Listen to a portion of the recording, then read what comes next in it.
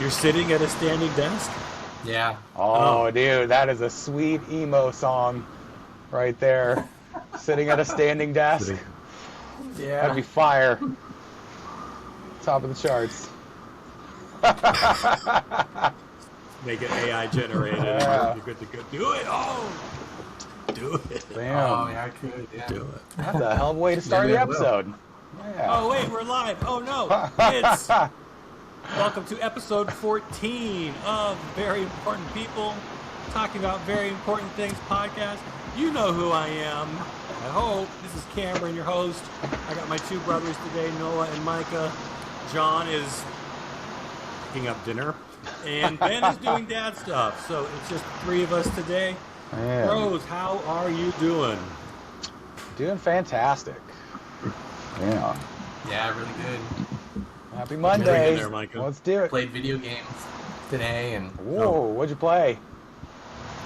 Path of Exile 2 just launched like a new update, Okay. expansion type thing. So I made a character, and me and my son, we've been playing. He's 8, so we do co-op on the computer together. Ah, that's fun. It's like Diablo. It's like a Diablo game, but it has a bunch of classes and a lot of ways to specialize your characters to make them unique, and a bunch of equipment, theory crafting. It's pretty fun. Right on. And he enjoys it, I'm assuming? Yeah, he's good. Yeah. He's good at those action games. Oh, okay. Cool. He's good at them. I don't really have to carry him. He could play the game all by himself, honestly. That's like a legitimate profession nowadays. Maybe he's got a future in gaming. Yeah. What we all dreamed about when we were young and wasn't even a thing is now a thing. For real. So, this generation. hey. But the guy with the hot sauce, he did pretty good, right? Who? He's the hot sauce guy. Hot sauce Billy guy. Mitchell? Billy Mitchell? Yeah, he did pretty good. He's got hot sauce, He did something with video games. Billy like Mitchell's one in a always billion. winning at life. The Donkey Kong guy. I don't know who this is. You don't know Billy Mitchell, the No. hot sauce king of Florida? No, I don't know Billy Mitchell, the hot sauce king of Florida. That's, maybe if I was a resident of Florida. But here in Arizona, got nothing. There's documentaries on this guy and controversies and lawsuits. No. Billy Mitchell is... I can't explain the guy in one sentence. He's layered. Oh, okay. Defies description. Really? You don't know Billy Mitchell? I mean, I bet I have seen some documentary about some, guy with autism that's really good at Donkey Kong. And, I'm sure I've seen it. It just didn't hit me deep enough for me to remember the name. Right? When you're bored, YouTube it. You'll be very entertained. Okay. He's a character. Oh. You're telling me there's lots of spicy takes on that guy. Billy Mitchell, endless. Endless? Yes. Okay. Spiciness runs in his blood. All right, I might have to check that out. I do like video games and documentaries and sad stories about other humans failing. That's and grudges. Oh, and grudges. And pettiness. Yes. I mean, it's like cheating. It's like a game of Magic the Gathering on a Saturday night. Let's do this. Mm-hmm. I think it's probably beyond Billy, but yeah. Oh my gosh. Billy, okay.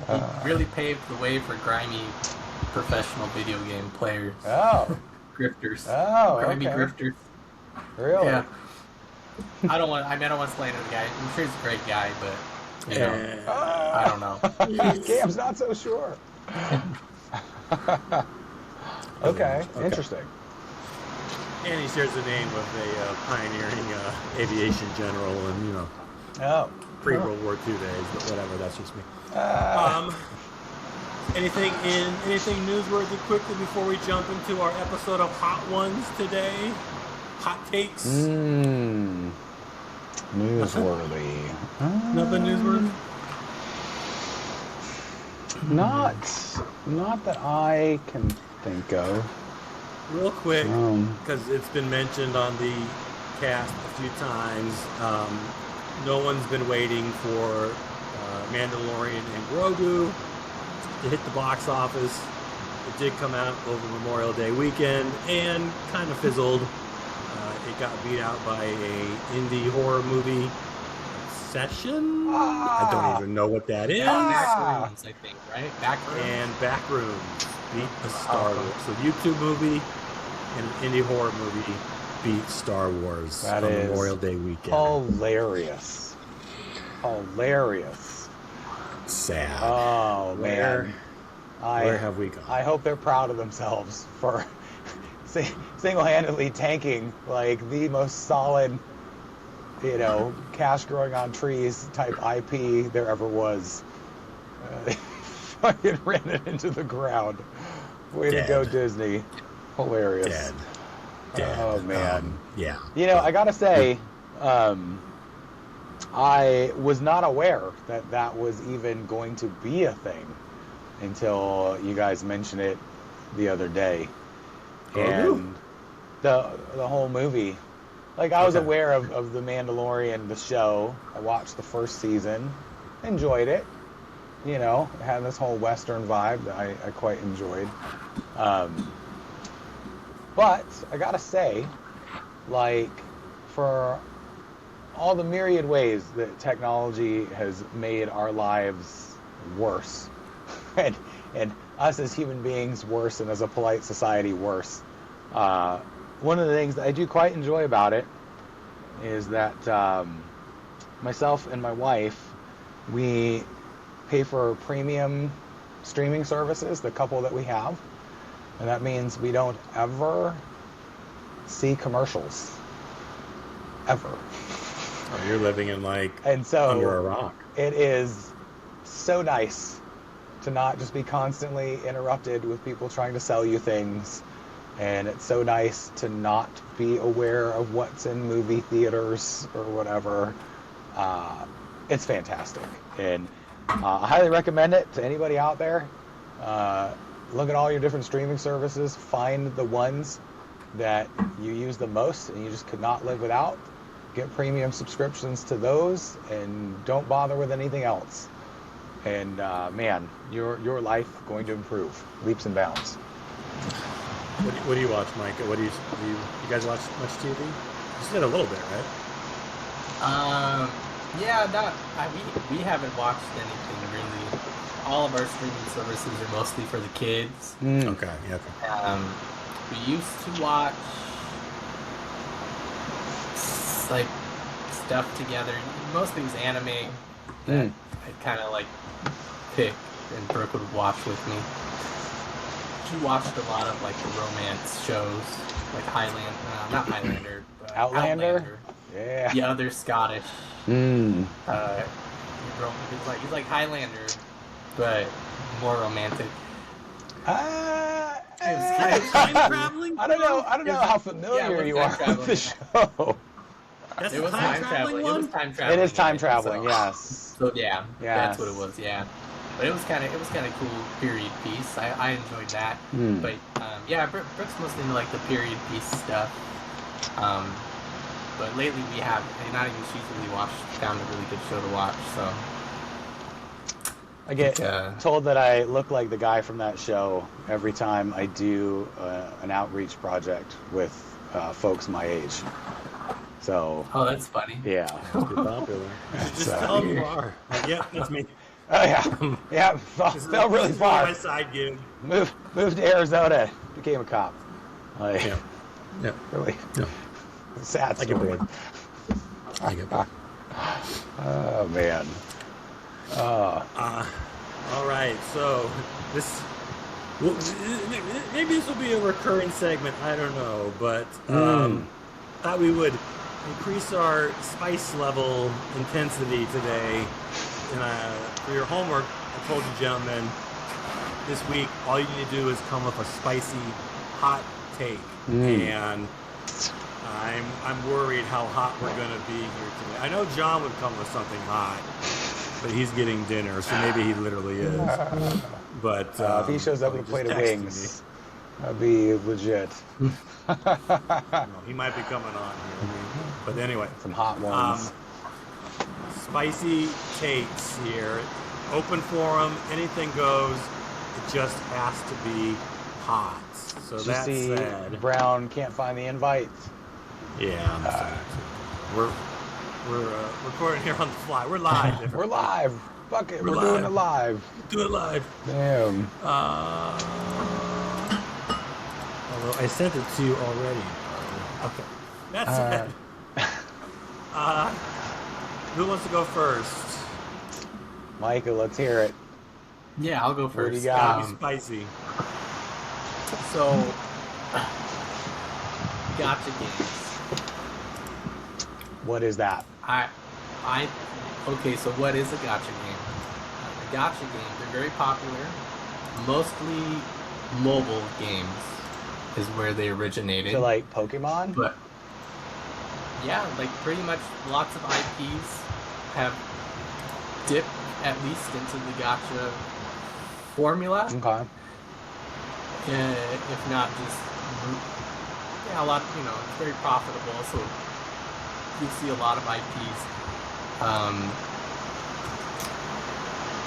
put out gotcha games, and then they'll kind of live with mobile games. A lot of them fizzle out, and that's kind of the nature of the gotcha game. It is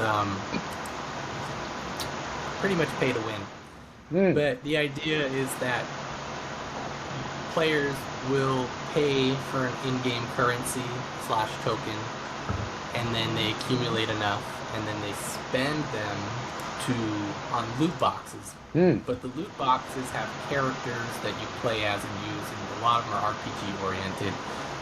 Some of them will have equipment gotchas, so the characters are static, everybody has them, but the equipment is sometimes you get stuff, sometimes you don't, and then that's how they also monetize their game. So it's free to play, but then you spend to get more currency than what the game gives you. Okay. But my hot take with gotcha games is that I think it's a great mechanic, and I think more AAA developers and studios and publishers would do well to just put out gotcha games.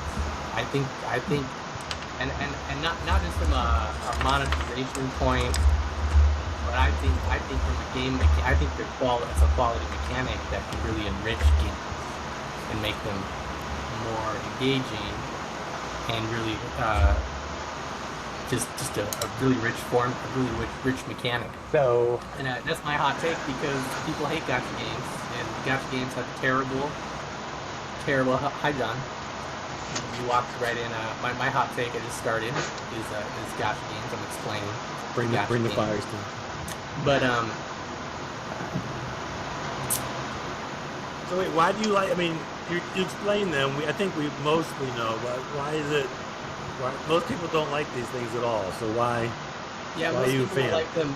Most of the gotcha games, they're driven by selling mostly female characters and scantily clothed, and so it's a lot of scantily or scantily clothed. Scantily. My vocabulary. An important distinction. It's a word. Could be both.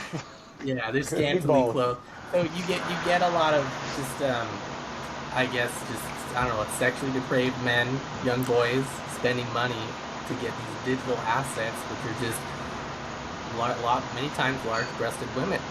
Wait, you got nothing with these greedy? You got no bone with these greedy companies? Then you're okay with it? Well, no, he didn't just say he's okay with it. He wants more of it, right? I know it's different. More gotcha, more gotcha, more gotcha.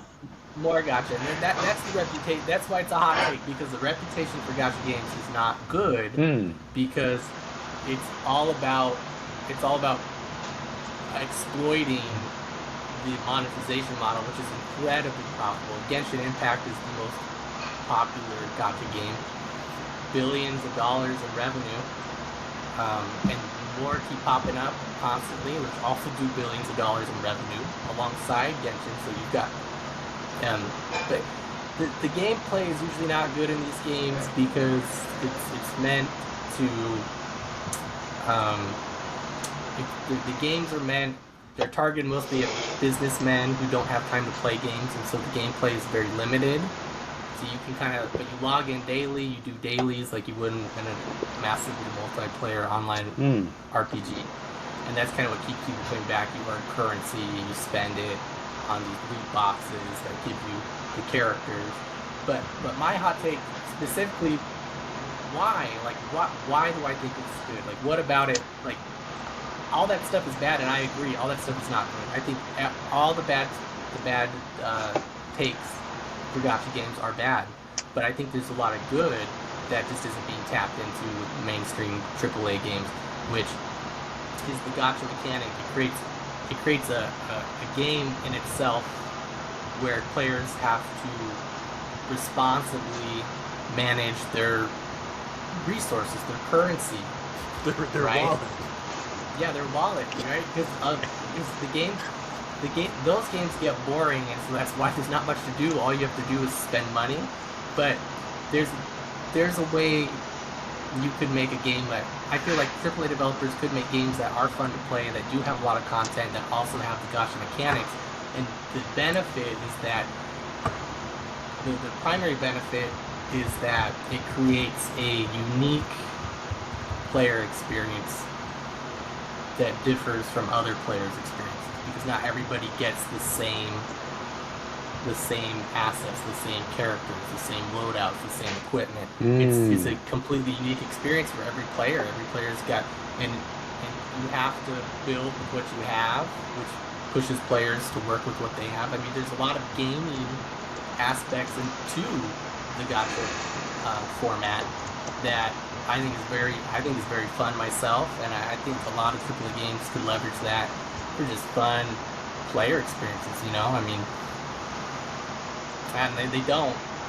And I'll say, I thought Demon Souls back in the day, like 2013, hit it with the online single player game, where you're just playing a single player game, but you're connected to the internet, so other players can just invade your world randomly and kill you. I was like, well, that's a really cool. I was like, I'm gonna see more of this. No, nobody's done it but FromSoft. Nobody, like, these AAA developers just don't want to change. They don't want to make fun games. And they're just as guilty as the gacha games everybody hates. They're just exploiting the market that they have. And they don't want a player. They don't want to risk. They don't want risk. They're risk averse. And that they just, I would just like to see good games made. There's a lot of I mean, gaming's come a long way, but I don't think anyone's really trying to make good games. They're just trying to make money. You know what? It's kind of sad. You have convinced me, Micah. I'm calling my shot right now. GTA 6. I want you to be a gacha game. I want, when that sucker comes out, I want it to be a gacha game. And let's put your theory to the test, Micah. Any developers working on GTA 6, you're hearing this. Gotcha that game out and drop it, and let's see. Yeah, why not? I'm sure they'll do it. Microtransactions are huge in games already. They've already kind of got that Fortnite audience with their online. So hated, so bemoaned. People hate microtransactions. Yep. Oh man, I gotta say, like, not too long ago, I purchased Tekken 8 because occasionally when I go hang out over at your house, Cam, we'd throw it out on some Tekken 8. And I was like, might as well pick me up some... trying to get the practice in? Pick me up some Tekken 8. My big theory was that, on random nights, maybe I could hit Cam up, we could link up and play some Tekken or whatever. But anyway, I was playing this weekend, man. I'm always down. I see this whole season model they got going on, where I bought this game and now they want to bilk me out of fucking $30, every quarter to add more characters and levels and shit. And it's just like, oh, fuck you guys. Like, that's absurd. Like, I already paid premium money for this game, and you're gonna try to bilk me out of, an extra $120 over the next year. Like, oh, fuck yourself. That is absurd. It's just like, it's a fighting game. It's not even that complicated, guys. Like, there's no reason you couldn't have just put all this into the $80 or whatever I paid for the game. Like, that's silly. Yeah, that was a huge controversy for Marvel versus Tekken. They made that game. Yeah. When that game released, they were doing that business Street model, Fighter X Tekken. but the players, they I forget the word, I'm at lost for word too, but they data mined the disc that they all got sent, and the disc had all the DLC for like years out On it. all the characters on it. Yeah, but And so they're like, whoa, like they're here with the movesets and everything. They made a complete game, but they're gonna make us pay to unlock and it sucks because the game is legit probably one of the best fighting games of all time. It is amazing, super fun, like absolutely. The game is awesome. You've got like it's like a 2v2 tag, but you can every team can be played like a puppet characters where you control multiple at the same time, one in the background, one in the foreground, but their moves all hit both. It's awesome. It's a cool game, but yeah, that was a huge concept. The game didn't sell because of that. Yeah, there's a whole shift towards that. I mean, not nerd related, but it's been that way not forever. too long ago. Come on now. BMW was doing that with their newer cars with like functions like heated seats. They were. Yes. Yeah. I owned one. Like, heated seats bro, is come DLC. on. What? That's absurd. Oh my god. Oh man, yeah. The fact that it's creeped out of video games and into other things, other parts of normal life, I hate that. Yeah, it's like world ending. That's world ending bleak. That's ridiculous. It's not looking good. Yeah. But man, So, I don't know, Mike. I gotta company- admit that is a spicy take because. Oh, go ahead, Cam. Go ahead. You go ahead. Go ahead first. No, I was gonna say, Mike, that's congrats on having. I'm gonna go on a limb and call that the spiciest take of the evening right out the gate. Because taking up for gacha games and microtransactions and when wanting to see them in AAA titles, man, you are like a man on an island, bro. Like, that is crazy. I think it can be done well. I think responsibly done, it can be an amazing mechanic to leverage unique player experiences. It's like Magic the Gathering. It's like when you open a booster pack and you're like, oh, I got this cool card. You have it. Your friends don't, and you get to play with it. That's what it's like in these gacha games, And in my defense, they're single player games oftentimes, mostly, for the most part. Not like Tekken is weird because it's a competitive game. Like that's not. I don't agree with that. That's a bad implementation of microtransactions. But with these single player games, they give you enough currency where you have control over where you can get. It's not entirely random. You usually if you're responsible, you can get what you want guaranteed. And then the way they're mostly making their money is people getting copies of characters. Because every time you get a copy, you can power them up to a higher level, which is, you don't even need to play the game. It's single player. It's just for fun. But it's like adding layers onto your foil card. Just what every time you get a copy, that's what it is. It just makes it shinier. But so in that regard, it's cool. And I think you could have. I think AAA games could do some cool stuff like that. I know one of the Xenoblade games kind of did that recently and had some success, but it wasn't a full-on gotcha. So I'm just having a hard time understanding how that's different from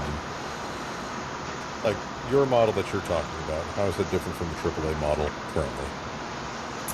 Well, AAA models, they have microtransactions, but they're usually, I guess the most comparable would be like a loot box. Like a once more casino analogy. Once more. More casino. Randomization. Yeah, more casino, but at the same time, not with the intent of exploiting for profit, with the intent of enriching gameplay and creating unique player experiences. That's what I want. Right?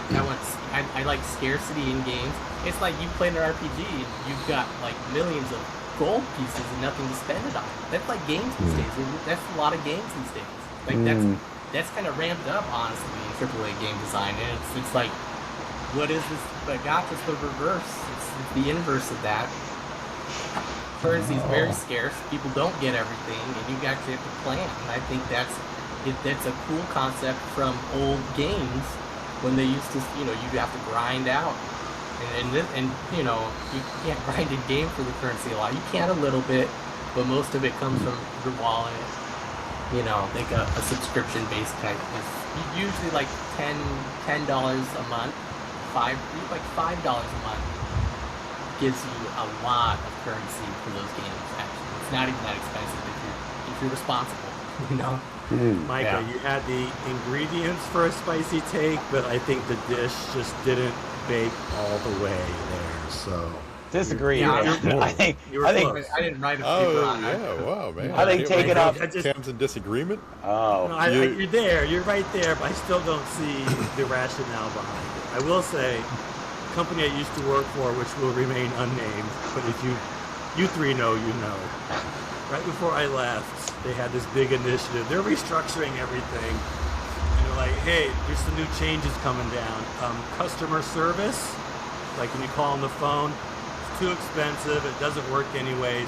So now they're going to have to pay for that if they want to have customer service phone number they could call. And I was like, customer service is DLC? How are we supposed to upsell that to people? That is ridiculous. That is insane. They were trying to spin it as a positive because now you can choose the level of customer service that you want. Anyway, John, man. I need some spice. I'm intrigued by this idea because I like the idea of money going to media that I like. So I'm on board with like shoveling more money at things I like. I paid $5 for Project Zomboid 10 years ago. I've spent hours playing this fucking game, which is still in development and still just fucking yesterday received an update. You should toss another $5, man. Have another Lincoln walk over their way. I mean, I'm like, damn. This is crazy that this company is not charging more for this game or charging... Hey, boat. I mean, you could still get the thing for $20 on Steam. You know? That's like, dang. Okay, so it's like, how is it that there's got to be a better monetization model? I mean, I don't know about if it's about paying on the front end or something, but it seems just an absolute scandal. That's something that's, trash, like, countless live service games that are just, they're not good. But there's games that are, I want to make sure that thing happens. Those types of things get made. I don't know how to, make sure that happens. You know what I mean? I'm literally seeing... So I am very sympathetic with Micah's hot take on this. I wouldn't want them to be trying to, remove things with the intention of selling them back to me. But I tell you, I don't know, when it's, I've, even with, with Project Zomboid, I was like, man, I don't know why they didn't just, say Build 41 was the game, and then Build 42 is the sequel, because I would have bought the game again as a sequel. That would have been, I would have been happy with that, and then that would have been another. They could have charged me full price for that. They could have charged me $60 for that game. I'd pay it. They had me locked in at that point. It's the product's good. You guys are turning into real life versions of the Philip J. Fry "Take My Money" meme right before my eyes. I can't believe it. If it's about these things getting made or not made, that's important because otherwise, I'm all about economic activity's not there. I'm It all doesn't about happen. supporting artists and creators that you like their product. That's totally fine. I don't see anything wrong with like a patronage model. Lots of indie creators utilize. It's super common, like YouTube Land and all that kind of stuff. And, Kickstarter and all that. Like that's totally fine, right? Behind that 110%. But the idea of like pay to win, a casino, we're going to sell you a half a game and then charge you for the other half on the back end, like that, I cannot get behind. Like, make a thing, you have an amount of money you want to make a thing that's worth that amount of money, sell it for that amount of money. Like, don't try to bilk people out of their cash, because I mean, unfortunately, like the way these things are set up, people get, like low-key addicted to these kinds of things. And you look at like gambling and how absolutely horrifically destructive that is, and they're gonna casino-fy their video games. Like, I feel like you start losing the moral high ground at that point. Like, I feel like you start becoming a bad human being at that point. Call me crazy. So I disagree with you, Cam. I think that's a very spicy take on Micah Smart. I feel like you throw that up on Reddit and that's gonna get flamed. Like, absolutely flamed. I'm a bit of a chili head. Maybe my spice tolerance is just a bit higher than. Well, I'm curious to see what your take is, because I cannot imagine. I can't imagine anything less popular than that. I'm gonna let you down. My goodness. All right, John, give me some spice. Oh, this is a hard one for me. I feel very conventional, but okay. So says the guy that has had some of the most out of left field takes on the podcast short history. But yeah, let's hear it. All right, so trying to keep the theme of the podcast, I'm gonna get my nerd take here, but Dungeons and Dragons is not a good game, and fantasy as a genre is a poor medium for tabletop role-playing games in general. Super spicy. I feel a tingle in the back of my throat. Now, I don't think it's a spicy take with you fellas, because I feel like you fellas would be in agreement with me. I love it. Oh, Micah, get some milk. Micah, need some milk right now. Put the beer away. Man. Get some milk. Oh, there you go. Put that fire out, Micah. Oh, goodness. I disagree with you on both accounts. I mean, I think Dungeons and Dragons is a fine game, and I think the fantasy genre is a classic for a reason. I mean, that's part of, I think, why Dungeons and Dragons is the premier tabletop RPG IP that it is. At least here in this part of the world, right? I mean, who knows about, freaking China, India, all those big markets out east. Out here in the Western world, medieval high fantasy is such a popular genre. So many people grew up with it. So many people identify with the tropes and the archetypes.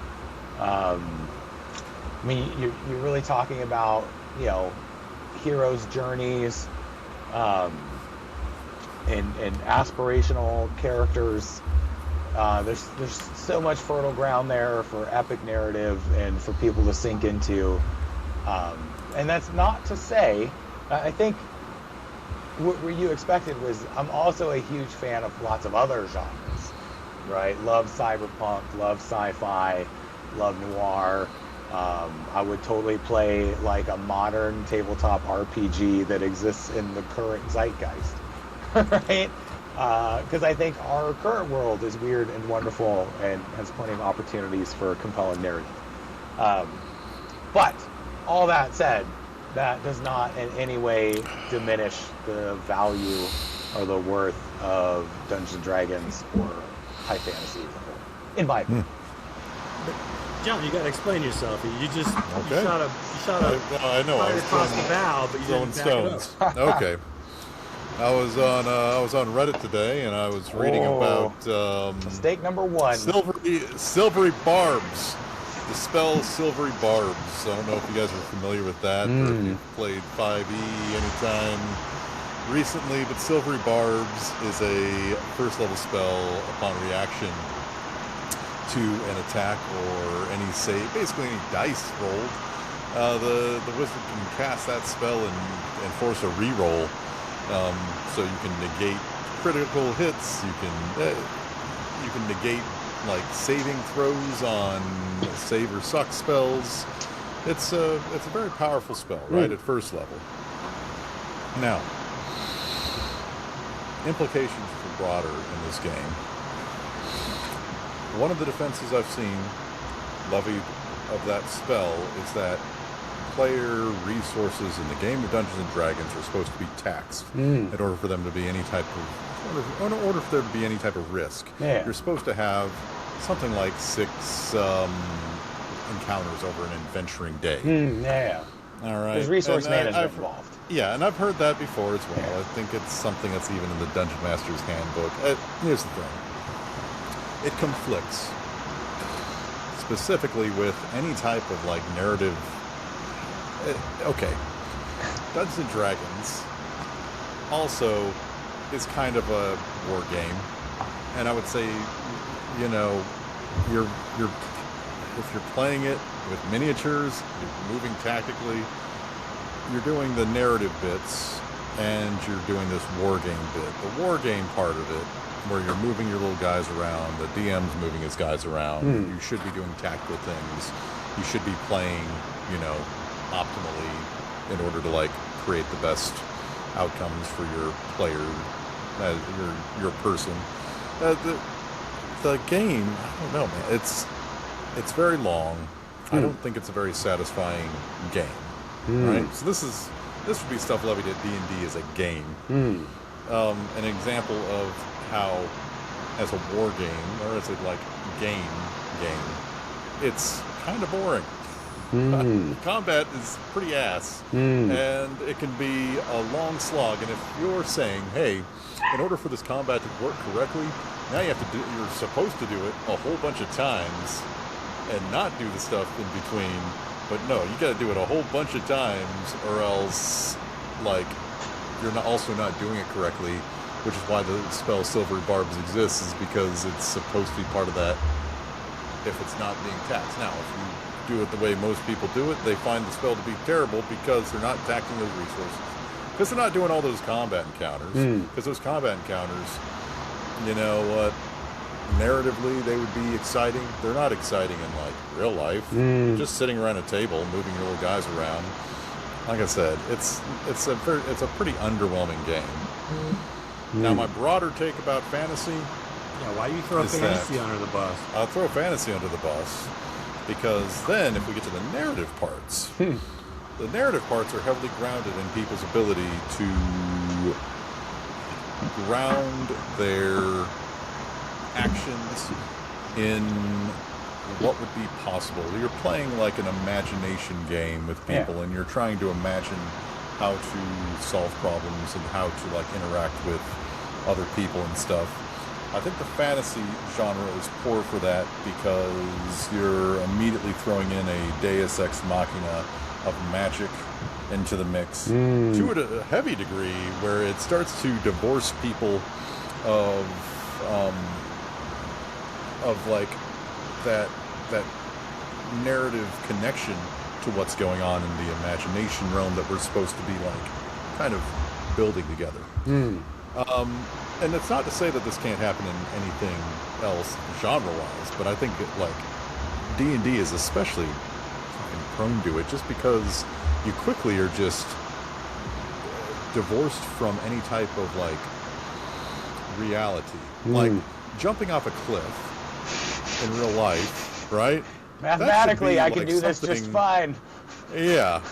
That should be something where you'd, hey, that's pretty bad for that guy to fall off a cliff.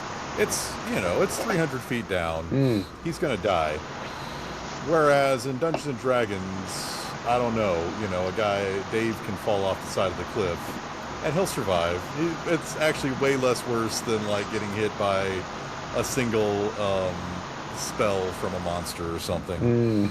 You know, it's also way less worse for him to fall off a 300-foot cliff than to slowly drown in a river. It's like these types of things, you want people to be able to get in their heads and then like react to situations like authentically and realistically. Fantasy as a genre, I think, is the worst about just kind of like stretching that and kind of breaking it.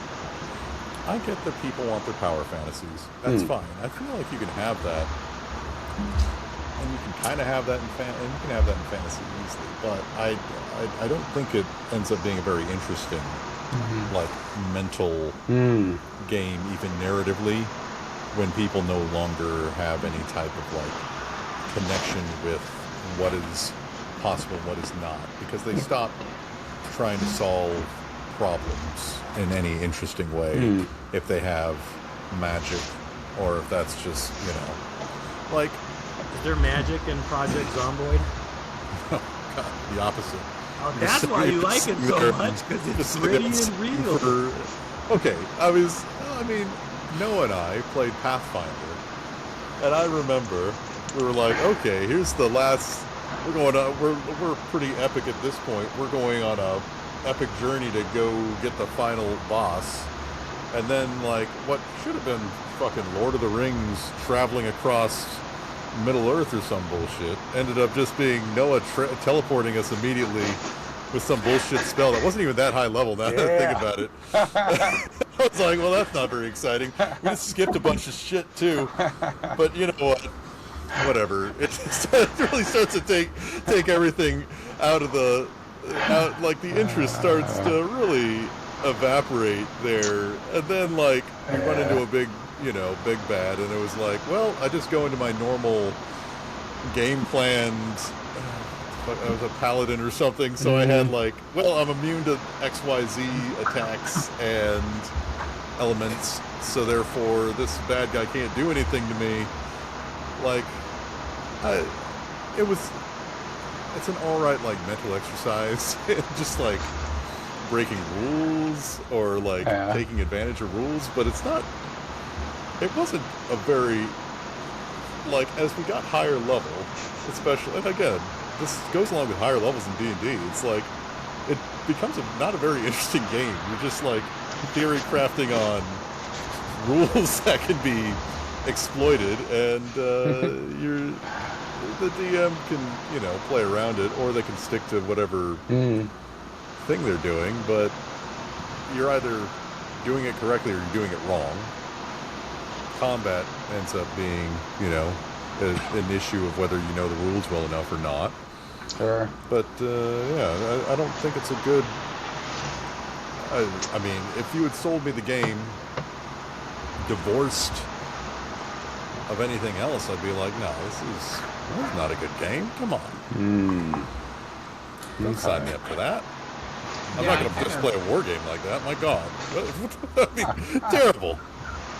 You mentioned the Deus Ex Machina dynamic, and I almost wonder if that just, like, I think as an introductory to role-playing tabletop games, or just role-playing games in general, I think it's helpful for people who are low imagination and just not very good at problem solving. But yeah, if you've been playing those games for a while, I can see how it does become pretty problematic and creates problems and just gets uninteresting. Absolutely, yeah, that does make sense to me. I get it. No, I mean, But I don't think out Mary. I totally agree that one of the major gripes I would have with Dungeons and Dragons is that combat very quickly loses its sense of urgency and danger. When you can just literally square up with the big bad guy and take multiple full-strength whacks from their greatsword or whatever, like, gets kind of silly, And yeah, the high magical settings like definitely lend themselves to some really easy ways out of things. It can really ruin conflict of all stripes. So for sure, those problems exist. I don't know that it. I don't know that it makes it a bad game though. Like, you can work around those things. Whether it's everybody at the table kind of has this gentleman's agreement that we're going to take things a little more seriously, or whether the DM is something of a tyrant and imposes their will, rules be damned, or what have you. Like, there are ways to work around it, and every game has some kind of mechanical shortcoming or breaking point. So I don't know. Like, I definitely sympathize with your position and agree with kind of like the foundational elements of your argument. I just think it's maybe not strong enough evidence for your endpoint, I guess. I don't know. Still a good game. I'll still play a weeaboo, magus with a katana and one-shotting big bads with a lightning sword. It's totally fine. Oh, I forgot about that. That was terrible. I think that might have been your worst character that you came up with. Yeah. Oh, man. Devil's advocate. I don't know how appealing it would be to be playing in a modern setting, and I have to make a dexterity roll every time I'm trying to shift gears, driving a little pickup truck with my party to an encounter. Fantasy, magic, can ruin it. Great argument. I got that. But I mean, fantasy as a whole, man, that's. I mean, that is a poor example of DMing. Like, things that you can just do don't require. Although I will admit that I did do that when I made roll for a sandwich. when I made AJ fail his sandwich check. So yeah, guilty as charged. Sorry. I mean, to be fair, Ritz had a specific percentage skill check for making food. So rules as written, legit. Yeah. Very low percentages too for almost everything. You're just gonna 40% nobody's chance capable of to make a PB&J. Oh my god! Nobody can operate in real life in Rifts. Yeah. Slapping myself with a piece of bread over here, trying to make lunch. The fuck is I don't going think on? it would be a. I don't think that it would be a hot take for me to say Rifts is not a good game. That would be. Sad. That would be a cold. That would be a cold take. I mean, I like it, but damn. The Rift episode is coming. It's coming. We're just waiting on it. Love it. 35 plus 5% chance it will be coming after each level we gain. I gotta roll quick. Oh, that's good. What's my OCC? I can't remember. Yeah, that's right. No, just look at your list of 100 skills that you have and make sure it's one of the ones on there. I can't do it. Oh man. Oh. But hey, technology can make Rifts really. You'd think that, really except streamline that system. Little search box. I need that would just be like, well, which book are you using, and then it would start like immediately conflicting with each other. Yeah. Rough. All right, you need that's to good, use though. an English translator blade. You ready for my spicy take? Oh, let's hear it. I have to hate to say, I think it's more mild, but it's spicy in context. Well, it's just spicy in general. So, spicy by location, that's what I'm trying to say. Have you heard the legend of El Grande Americano? What the hell No. are you talking about? No. I don't know what this is. Starbucks? It sounds like a Starbucks drink, but Yeah. no, it's Yeah, not. that would be a Starbucks drink. That would be a medium Americano. Micah, El Grande Americano? Oh yeah, you worked at Starbucks. That's a legitimate, literal Starbucks drink. Oh, Yeah. well then this maybe got even better. So, I don't watch wrestling anymore, but I keep up a little with like the YouTubes, and I know growing up, Attitude Era, we were quite into WWE, WCW, all that stuff. So no, this is a wrestling take. I don't know if we've had one on the show yet, but hear me out. Yeah, we got our wrestling episode there was a going. recent program that just kind of wrapped up in the last. It's been like a year and a half long storyline, but the El Grande there is now only one true El Grande Americano, and I am saying this is the best WWE storyline of the decade by far, and they've had some big things with Cody Rhodes coming back and finishing his story, the Bloodline, Roman Reigns. Again, I don't watch this, but I watch on YouTube, right? Okay. Danhausen is the #1 merch seller now. This little campy vampire-looking, the Munsters kind of looking guy. You are cursed. No, it's like Eddie Munster. I do love it. Yeah. El Grande Americano. So this story starts over a year ago. There's a wrestler, kind of a mid-card guy named Chad Gable. He is a shorter Kurt Angle. Think of him like this. Okay, same kind of body type. Doesn't really go anywhere. And so creative sticks him with this gimmick. He's a luchador now, right? I mean, it might be Chad Gable. We're not sure, but he's got the Lucha Libre mask, the American singlet, and he's just the greatest now Lucha Libre Mexican wrestler aside from Rey Mysterio in WWE, right? Okay. It's a comedy thing. It's real schlocky, whatever. Well, a couple months in, Gable gets hurt, and he can't do the gimmick. So what do? They put a different guy under the mask, some German dude named Ludwig Kaiser, also an eternal mid-carder. Gable is like a short, stocky Kurt Angle. Ludwig is a tall, super trim, fit German guy, right? Two different body types, whatever. But no, he's the real Grande Americano now. He's always been the real Grande Americano, okay? Okay. It's goofy. But the German guy, like, he puts work. He learns Spanish, right? He makes it serious. He starts to wear suits. Like, he's doing less comedy and more an actual thing.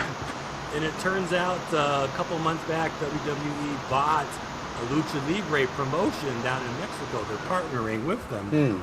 And so a lot of their talent goes down there, cross-promotion stuff. So Ludwig Kaiser, supposedly, the German Americana Grande, goes down there. And the fans love this guy. They love him. He's the #1 Lucha Libre by a mile. Wait, was this right? the German guy or the German American? dude. He's not even American. He's playing a fake American. He's not the original one, right? And they're loving this up. It's a little goofy. But it's wrestling. It's the best. It's wrestling at its best. But then the original El Grande Americano comes back. Oh, He's no. healed. And he calls out the new one, right? Oh. And so there's this back and forth. Who's the real? Who came first? Who's the best? This is like this weekend. telenovela. Yes. They had a mask versus mask match in Oh. Mexico City. Classic. Oh my goodness. Classic. It was wild. It was wild. The whole country is behind the taller Americano Grande, right? Mm-hmm. The guy is a national hero. Oh, and before, the best part, the week before the match, he gets arrested. Yes, the match was in jeopardy. Damn because- corrupt Mexican government. No, I Oh. don't think it was in They ruined the Mexico. tour. I think it was here in the States, but supposedly the story, this just happened, is that the taller Grande American, who's in an elevator at night with his girlfriend, and he's like macking on her in the elevator. Some other guy sees him, and he starts to like get testy, shoves him. He's like, hey, if you don't go to a room, I'm gonna call ICE on your girlfriend because she's Hispanic. punches the dude in the face and gets arrested for defending his girl from ICE. Mexico loves him even more. Right? Oh, that's total kayfabe, man. Come on. I know. Come on. I know, this is awesome. Like, it's blurring. It's perfect. Reality. It's perfect. I know. No, El Mexicano Grande, he stood up for his girl, right? Yeah. He comes down, mask versus mask, blood everywhere. The masks are all torn up, and it goes to the wire. And then the tall one wins the day. The short one turns out it really is Chad Gable. Who knew? What? Takes off his mask, and he tells him, "I was the first Americano Grande, but you are Americano Grande." And he gives him the mask, and they lose it, and they go out and they party in the streets afterwards. Yes. This guy is over. Yes. And like I said, it's got everything you want. Hands down, these two mid-card guys with a joke little gimmick, this is the best storyline of the decade in WWE.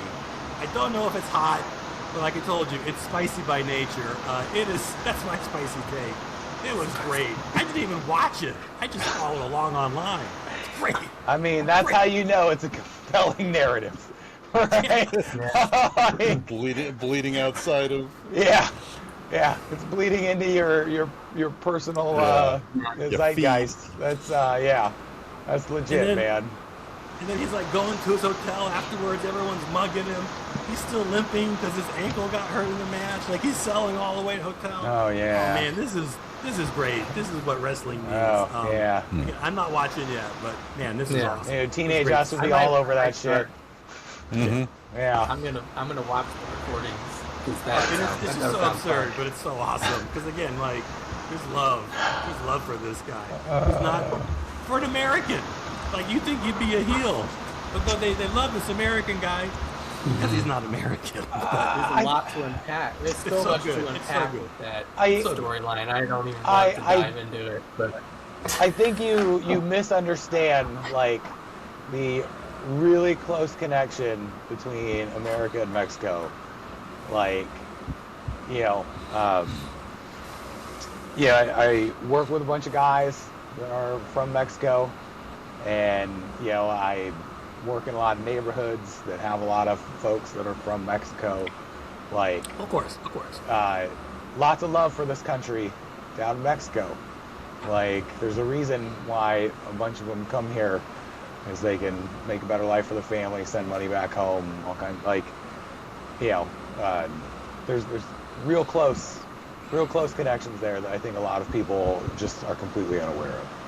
Oh yeah. It's an easy heel because this is like an imposter. An American is impostoring as like a lucha. Like it should have been a heel bit. It definitely could have been offensive, but the fact that the fact that it got over, I think is amazing, and I'm here for it. Oh, it's awesome. And the whole awesome. Telenovela. Oh, there's two. Which one's the real one? Love it. I think it's brilliant. Whoever came up with that in the writing room, brilliant. Oh yeah. So look it up. Dude. It's worth it.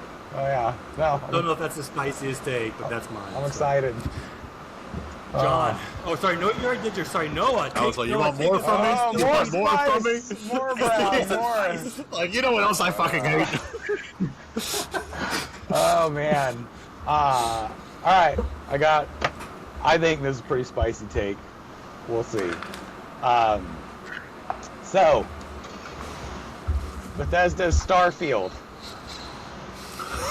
Oh. Not just spicy. Hook me up. Not just a good game. Not just better than Fallout 4. What? Starfield is a great game. And I'm tired of seeing people pretend that it's not. That game is fucking amazing. I'm gonna walk you through it. All right. Yeah. First things first. I need help on that. Graphics, beautiful. A+. Graphics are amazing. Soundtrack, equally amazing. Love it. If you're ever having a contemplative night in, just cue up that Starfield soundtrack on YouTube, and you're off to the races. You're gonna have a mind-blowing existential experience. The writing, fantastic. Every interaction that you have, you've got lots of great options. You've got the standard hero option. You've got the hilarious, witty bad guy options. You've got the jerk options, the Han Solo options. You've got the middle of the road options. All of the dialogue is wonderfully voice acted. Absolutely amazing. Your romance options, compelling. The little interactions that you have with your little partners as you go out and explore space, genuinely empathy inspiring. The narrative itself, grand in scope, and not only is it grand in scope, they've got a number of different factions. The faction quests are amazing and excellent. The history and the backstory that they've got for those factions and the world itself, awesome. But you know, a lot of games nowadays have like New Game Plus kind of things that you can do. But for this New Game Plus, it makes narrative sense. It works with the story. There's a reason, right?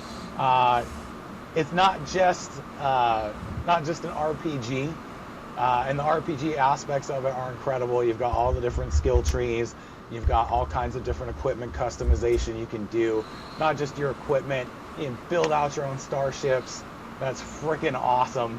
Yeah, I've seen people make replicas of the space shuttle. I've seen people make space pirate ships. Everything in between. Freaking awesome. And recreate stuff from Star Trek or their favorite sci-fi IPs.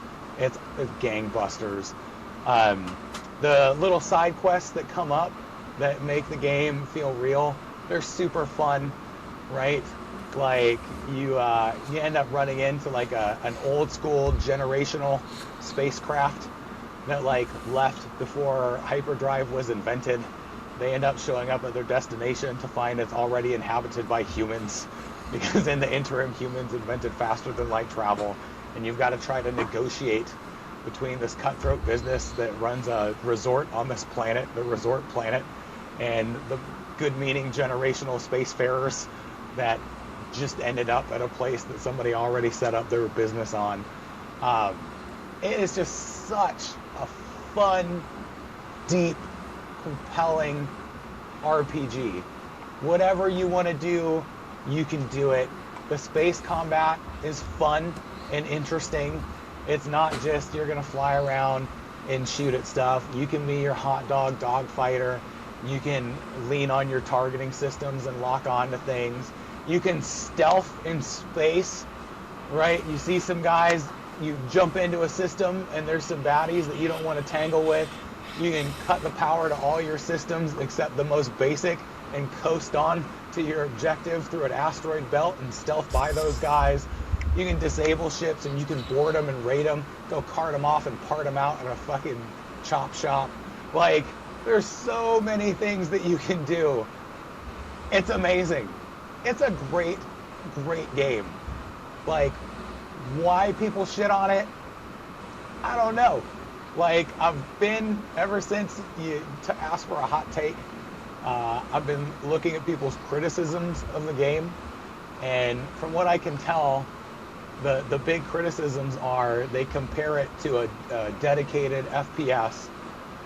Well, it's not a dedicated FPS, right? It's not going to be Halo. It's not going to be any of that kind of stuff. It's not supposed to be, right?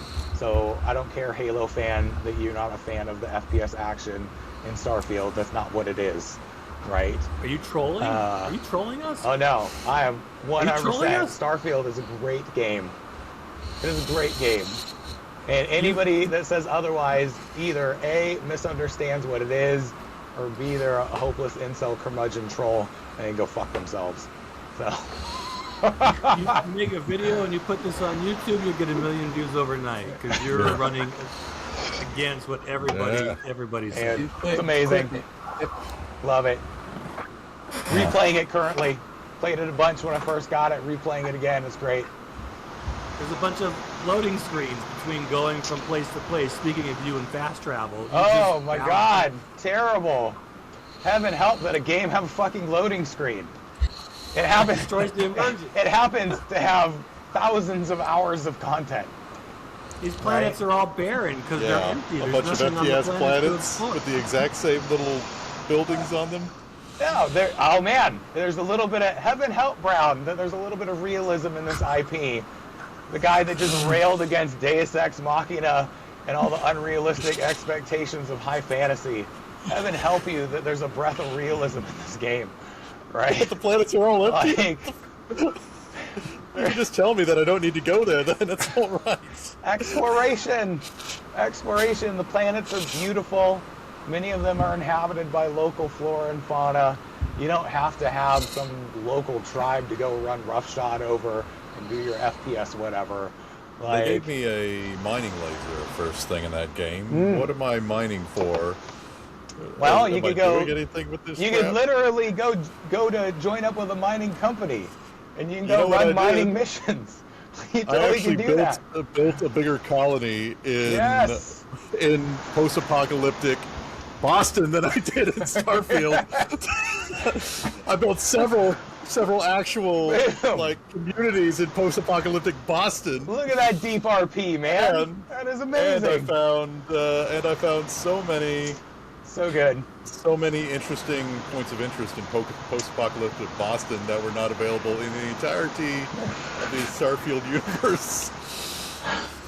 Oh And I man. hate to be like, my God, that one planet was just a shitty version of Cyberpunk 2029. Oh, or the whatever. Neon City. Good Lord, I was like, this feels just sad, just going through this.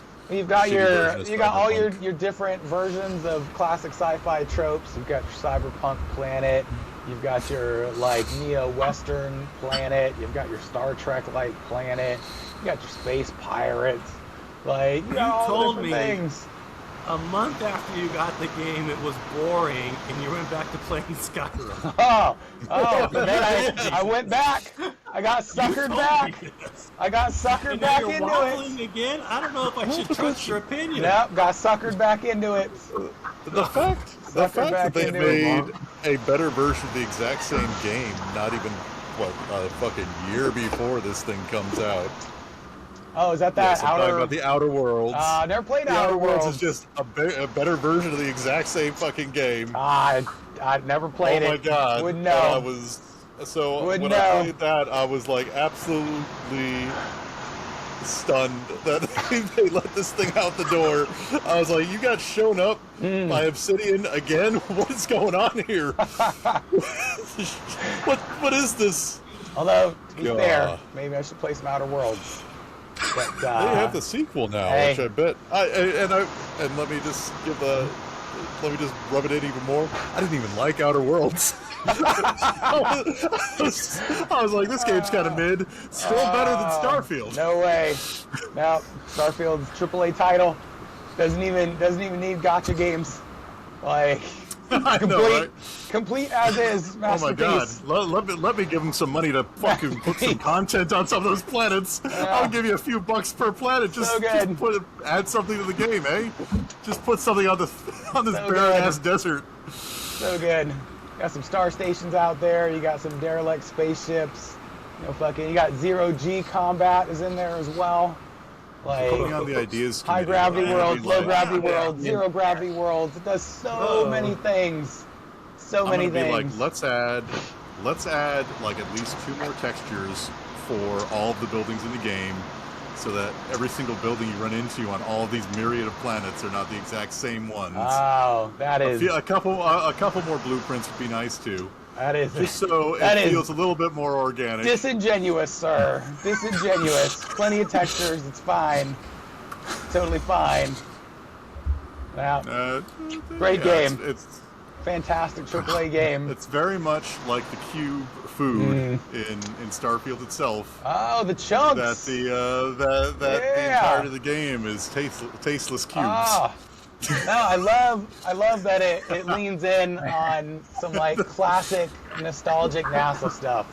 Absolutely love that. I think that's great. Like that's a bonus. Yeah, Chunks are a bonus. Dig it. that was Chunks were probably the best thing in the game. Dig it. No, game's amazing. That's the spicy hot sauce that doesn't taste good. It just Yeah. burns. Game's I know. amazing. Tastes Pick like it up. Chunks. Pick it It up. just burns. Get some deep RP in there.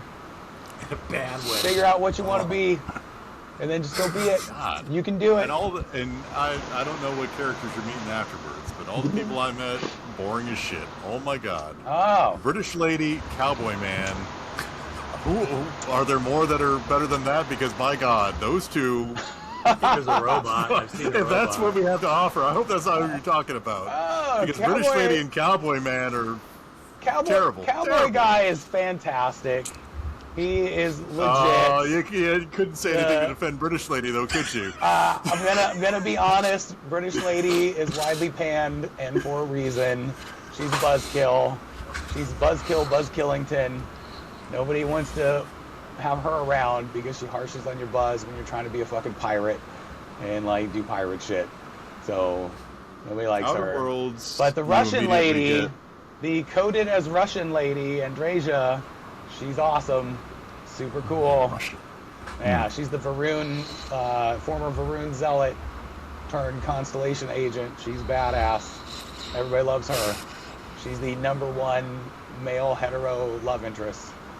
Nobody goes for the British chick. But Why? Why I would think you I'm not? seeing something here. So, take Noah's love for Starfield. John, it's not fantasy, right? So it's not. There's no magic. And then Micah, like I said, throw in some of those gotcha elements so they can keep improving the game. They can pay for those new textures. You might have a winner there. Throw in some Lucha Libre. and you yeah, got me. throw in a But, I masked mean, if we- protagonist, comes off the top rope. Throw in a Mass things, we can put 'em Effect together. and Oh, Mass wait a Effect's second. fantastic. No, that would just be a better game. It would just be the same game but better. Mass Effect, fantastic game. Love the setting, love the narrative, love the system itself. As far as an RP experience, falls way short. Starfield, Better. way short, way short. You're on rails. You're on rails in that game. The RP experience of Mass Effect Oh. inferior to Starfield? Yeah, Mass Effect. You're on That's- rails, man. My You're just God, that's you're just spicy. dancing to somebody else's tune. That's spicy, unhinged. Yeah. No. What about I don't know if we're No living in Man's reality. Sky? Has anyone played that one? I heard it was good now. I didn't go Have back not to it. have not played it. Too daunting. No. No, but it sounds Outer lovely. Worlds has a murder mystery. Sounds lovely. Wow. Well, Hmm. you guys brought the heat. I'll give you, I was a little worried. I think I probably had the weakest take here. So, good job. Mission Actually, I'm accomplished. not even sure what your take was, though. I think your take was that it's awesome. You told us a narrative about wrestling, which I appreciate. I did not know the stuff about Grande Americana, but what was the actual? What was It's the not, take? it's That not it was only good? is it good, it's the best. Oh, best that it is story of literally Yeah. the best. He said the best in the decade. Like, Okay. Yes. Which okay, that is pretty. That's a no. That's a take. That's a pretty take. makes spicy. you just say that, yeah, in the beginning. Yeah, no, this is That's fair. par excellence. It's great. That's fair. It's great. All right, you're forgiven. Okay. It was, I was a little mild. I'm sorry. You guys are spicy enough. All right. Any last quick closing thoughts? That's good. I That's mean, good, boys. I for I one, don't know if I agree with that, but you're not supposed to, I guess. I for one am super excited to continue my space journey tonight. As I'm gonna set up an outpost. I'm gonna start building up some resources to make me a space battleship. I'm gonna fly around the universe and fucking run roughshod over every one of these fucking factions. I'm gonna be the goddamn emperor of the known universe, and I can do that in Starfield. It's amazing. They just dropped a new update for Zomboid. Now all the animals are not girls anymore. I think I can actually. I think my sheep can actually breed. I set them up in a pen. I've been waiting for this moment, guys. Wish me luck. I need to get some wool out of this motherfucker. Nothing like spending your summer break dabbling in virtual animal husbandry. That's that's legit. I'm just sitting there putting all these female sheep in this pen, like hoping that they do the hot fix. Because by God, You didn't realize that? no, I realized it. I was like, oh, If they don't fix this thing, man, we'll be stuck with no more sheep. Oh, and all my chickens died. Apparently, you have to clean the chicken pen. Oh. I'm not an actual farmer, but I found out the hard way. Yeah, animals get gross. Yeah. In captivity. Very quickly. Gotta take care of that. Gross chicken coop is not a place you want to be. Yeah. Like you said, Path of Exile got updated, Micah. Is that right too? Yeah, I'm gonna be diving in tonight. Everyone's getting updated. Yeah, boom. Damn. Like Cody Big Miller plans just came out on tonight. Tekken 8 today. Wow. Wow. More gotcha. Let's go. Take my money. Damn. Wow, how apropos. All right. Well, everybody knows what we're doing, guys. So we're gonna get to it, and we'll see you on the next episode of Vip to Vip. Yeah. Adios. Catch you guys later.